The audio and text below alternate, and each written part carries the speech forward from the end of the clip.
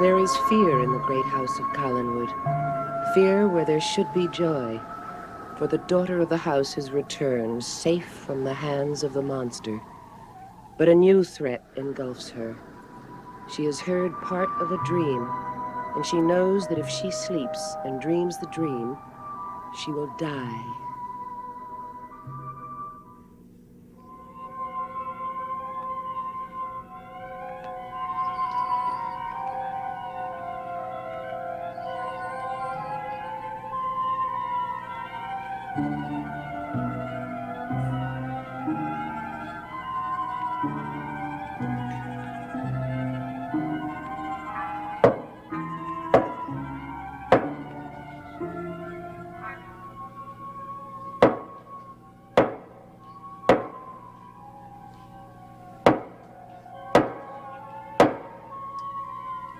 Answer it, Carolyn. You always answer doors when someone knocks. Not this time. You must. No. Willie said there would be a knock.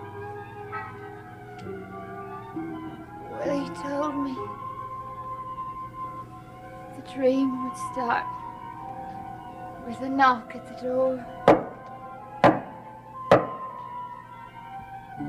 Go to the door, Carolyn.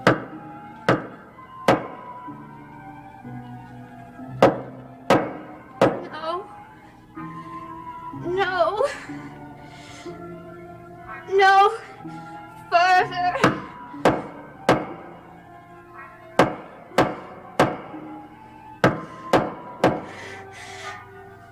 Answer it.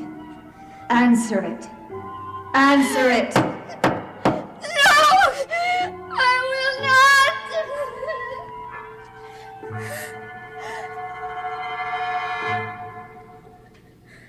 I will not have that dream.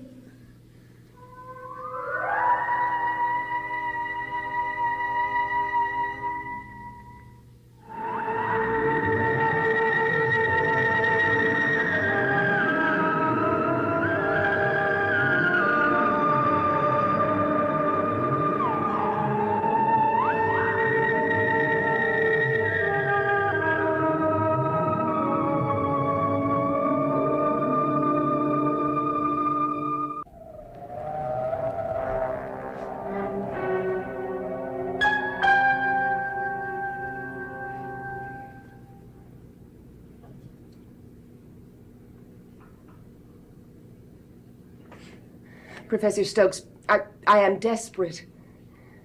How vulgar Mason China can be. Aren't you listening to me? I called you because you must stop these dreams. You sound as if they are my fault, Doctor. Well, that has occurred to me. You're responsible for Cassandra Collins being in this family. I'm very fond of power, but I've never had enough to make any man marry any woman. If you really don't trust me, Doctor. I don't know. I suppose I do. You must decide, of course. Otherwise, I should be wasting both our time. But in my defense, you must remember that you came to me about the dreams. I knew nothing about them. You were the only person I could think of who might be able to tell me what they mean. Professor, I trust you.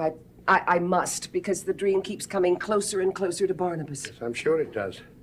Whoever started the dream is determined that Barnabas Collins die. Or something worse happen.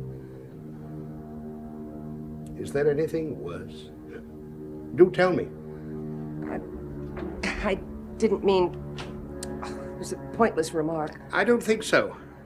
No remark about Barnabas Collins ever is. The more I study the dream, the pattern of it, the more I realize that. You have reached some conclusions then? Thank heavens, because poor Willie Loomis is going through such hell. Each time the dream becomes more terrible. According to my calculations, only one more person must have the dream. A woman. And that woman may make it possible for Barnabas Collins never to have the dream. Then the curse will be stopped. Tell me how. How curious to meet a doctor who hasn't learned patience. You will know in good time. First, I must check out my findings with you. It is most important, for if one of my calculations is wrong, we will have lost. Here is something I want to show you. Tell me who this woman is. Do you know? Yes, it's Josette Dupre. But, who does it look like? It looks like Maggie Evans. Exactly. But it's not. It is Josette Dupre, a love of the first Barnabas Collins. This picture was one of the first clues I had.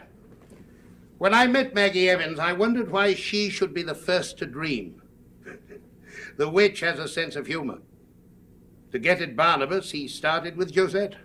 But Maggie is not Josette, and this Barnabas Collins is not the same one who lived in the 18th century. But they are interchangeable, aren't they? They look the same, act the same.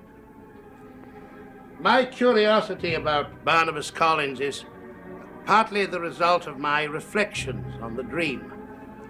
In order to verify my assumptions, I must know certain personal facts about him. Facts which you may not be willing to give me. I will try. Will you, Doctor? Honestly? Yes.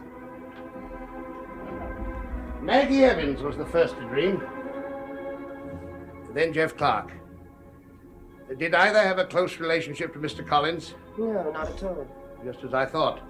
But the third dreamer, Dr. Lang, I believe, did. Yes. Then you had the dream. Was Barnabas Collins going through a difficult period in any way when Dr. Lang and you had the dream? Yes. Yes, indeed. Yes, he was. But he wasn't when Maggie Evans or Jeff Clark had it. No. Then the dream went to Mrs. Johnson, then to little David.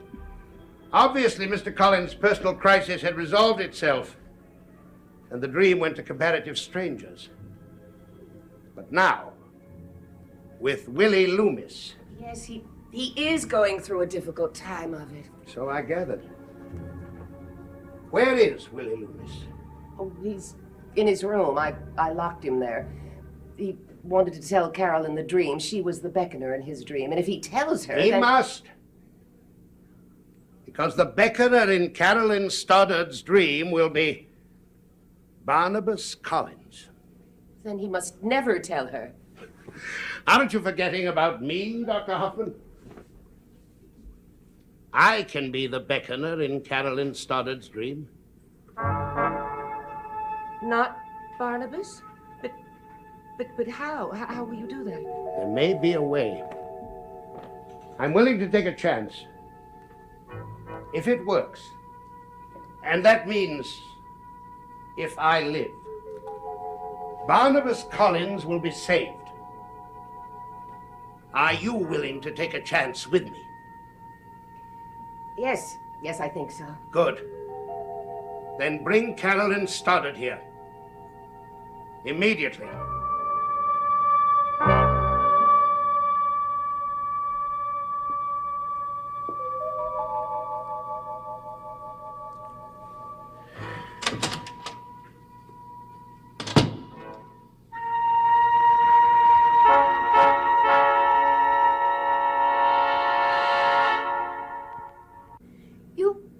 To hear Willie's dream? No, I won't. You cannot ask me to have that dream. But we want you to have it in a controlled situation, Miss Stoddard. But I am still the one who dreams it. Why are you so frightened? I saw Willie Loomis after he'd had it. He was frantic when he told me the little he did. And David could talk of nothing else. I've never seen him so frightened. It's gonna kill someone, that dream. You? I don't even want to talk about it. Let Willie Loomis tell someone else. There is only one person he can tell who will have it. You were in his dream, just as David was in Mrs. Johnson's. The dream is most curious, but not unheard of in certain primitive societies. It begins with terrifying simplicity. But each new person who dreams it carries it one step further. For the final person, the person against whom the dream is directed, it ends in death. Or, as Dr. Hoffman pointed out, something worse than death. What is worse? My reaction, too. You will not die, Miss Stoddard. Barnabas Collins will. Julia, do you believe this? Yes, I know it. Why would anyone want Barnabas to die? Dr. Hoffman thinks she knows. I will not answer definitely until you've had the dream. Why does it always come back to that? You make it seem so important that I go through with it. Well, Carolyn, you see that it is now, don't you? If you agree, we will stay with you. And if there's the slightest sign that you are in danger... We will wake you. You'll be able to tell. Yes, I'll check your pulse, your heartbeat. But afterwards, that's the terrible part. No. As soon as you wake, you will tell me your dream. You will feel relief. But what if you are not the beckoner? I will be, if you trust me. I knew I shouldn't have come here. I knew it was something about the dream. I don't know why I have this feeling of dread, but I do. And you will have it until you experience the rest of the dream. All right. But now, I must get it over with. Take her to Willie Loomis. Let him tell her his dream. Come, Carolyn. Come, we must hurry.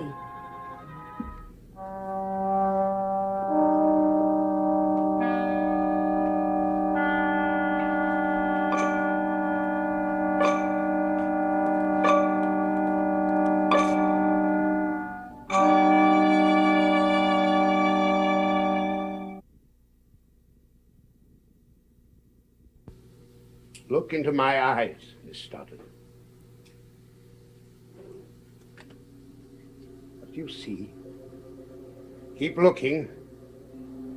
An eye sees out, but the images come in too. And if you keep looking, you will see. What do you see? A door. I see a door. Exactly. A door. Describe that door to me. It is the door to this room. Yes. In a little while you will hear a knock on that door. But you will not be frightened. Do you want to know why? I will not be frightened. I want to know why I will not be frightened. Because I will be the person knocking on that door. You will expect to see me in your dream, and you will see me. Is that understood? You will see no one else. Repeat it after me. Professor Stokes will be my beckoner. Professor Stokes will be my beckoner. And if for any reason I am not, you will wake up immediately.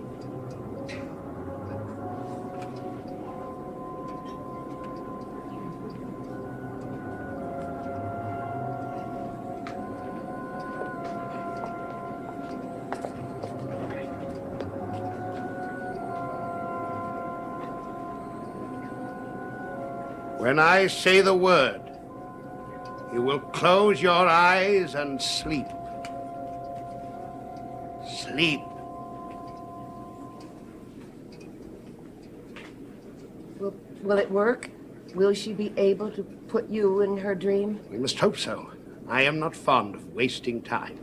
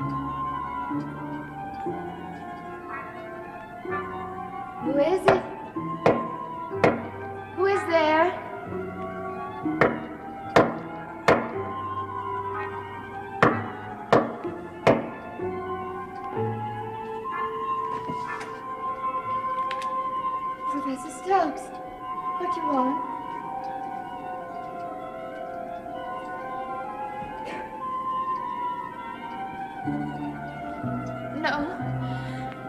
I do not want to follow you. I don't care what you promise me. I don't want to. No. No. No.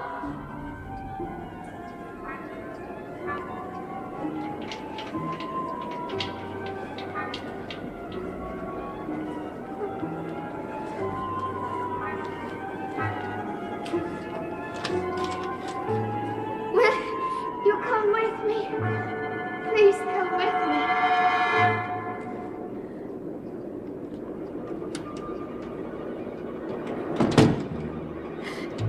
No! Professor Stokes, let me out! You promised nothing would happen to me. Let me out!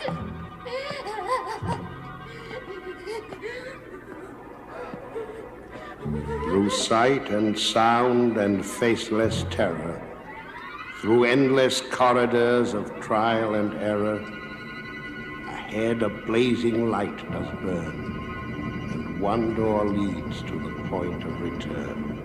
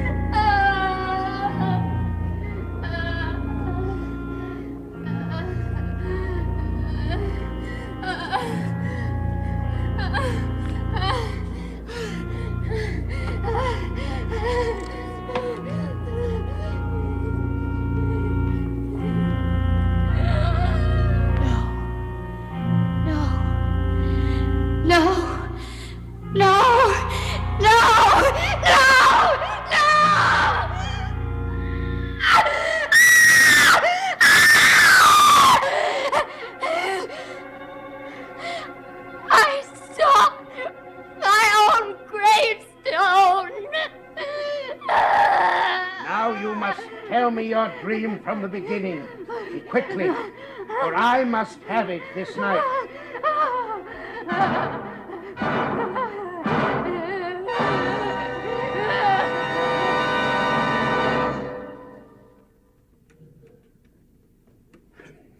It's incredible, isn't it? The relief she felt after telling you. I remember it so well. It's as if the dream never happened. Yes, this evening's endeavors have been most encouraging. I'm really rather pleased with myself. The witch didn't count on my impudence, but that's all it took to insert myself in Miss Stoddard's dream. Yankee impudence. But I must stop congratulating myself. The work is only half done. Mostly it's a matter of meditation and will. Fortunately, I pride myself on both. When I was a boy, I used to envy St. George because he had found his dragon to battle. And now you found your own dragon, Professor. Yes, the occult is much more interesting than any medieval cave. And much more dangerous. You will dream the dream. You will see the witch. I shall be greatly disappointed if I don't. But why? Why will she come? You've decided she's a woman. I rather counted on that myself, but then I'm a romantic. She will come because I will break all the rules she's laid down in her dream curse. I will speak and make my beckoner speak. I will say the riddle myself, and I will refuse to open her doors. You make it sound so simple. Nothing is simple when 2 lives are at stake. But my own life is, yes. Well, then you must not do it. Unless I do, Barnabas Collins will die. You frighten me.